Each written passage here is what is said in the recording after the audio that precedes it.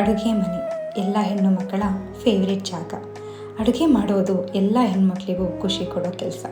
ಅದರಲ್ಲೂ ಅದನ್ನು ತಿಂದವರು ಚೆನ್ನಾಗಿದೆ ಅಂತ ಕಮೆಂಟ್ ಮಾಡಿದ್ರೆ ಅದರಲ್ಲಿ ಸಿಗೋ ಸಂತೋಷವೇ ಬೇರೆ. ಎಲ್ಲರೂ ಏನಾದರೂ ಒಂದು ಐಟಮ್ ಮಾಡೋದ್ರಲ್ಲಿ ಸ್ಪೆಷಲಿಸ್ಟ್ ಆಗೇ ಆಗಿರ್ತಾರೆ.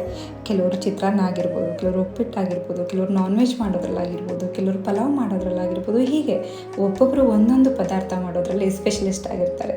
ಅವರ ಒಂದು ಆ ಕುಕ್ಕಿಗೆ ಅವ್ರ ಮನೆಯಲ್ಲೇ ಫ್ಯಾನ್ಸ್ ಕೂಡ ಇರ್ತಾರೆ. ಸೊ ಇದೇ ಥರ ನಮ್ಮ ಮನೆಯಲ್ಲಿ ನಾನು ಮಾಡೋ ಚಿಕನ್ ಬಿರಿಯಾನಿಗೆ ಎಲ್ಲರೂ ಫ್ಯಾನ್ಸ್ ಇದ್ದಾರೆ. ಸೊ ನಮ್ಮ ಮನೆಗೆ ಎಲ್ರಿಗೂ ಫೇವ್ರೇಟ್ ಅಂತಂದರೆ ನಾನು ಮಾಡೋ ಚಿಕನ್ ಬಿರಿಯಾನಿ. ಅದಕ್ಕೋಸ್ಕರ ಈ ರೆಸಿಪಿನ ನಿಮಗೆಲ್ಲ ತಿಳಿಸ್ಕೊಡೋಣ ಅಂತ ನಾನು ಮಾಡಿರೋದ್ರಿಂದ ಇದೊಂದು ಸಣ್ಣ ಪ್ರಯತ್ನ. ನೀವು ಇದನ್ನು ಟ್ರೈ ಮಾಡಿ ಟೇಸ್ಟ್ ಹೇಗಿದೆ ಅಂತ ಕಮೆಂಟ್ ಮಾಡಿ.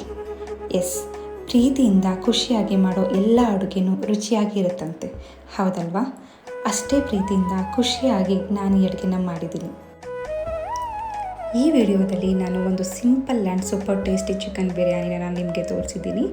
ಆ್ಯಂಡ್ ಈ ಬಿರಿಯಾನಿ ಮಾಡಬೇಕಾದ್ರೆ ಒಂದು ಇಂಪಾರ್ಟೆಂಟ್ ಕೀ ಪಾಯಿಂಟ್ ಏನಪ್ಪ ಅಂತಂದರೆ, ನೀವು ಹಾಕೋ ಪ್ರತಿಯೊಂದು ಇಂಗ್ರೀಡಿಯೆಂಟ್ನು ಒಂದೊಂದು 2 to 3 ಮಿನಿಟ್ಸ್ ಆದರೂ ನೀವು ನೀಟಾಗಿ ಫ್ರೈ ಮಾಡಿ ಆ ಫ್ರ್ಯಾಗ್ರೆನ್ಸ್ ನಿಮಗೆ ಗೊತ್ತಾಗುತ್ತೆ.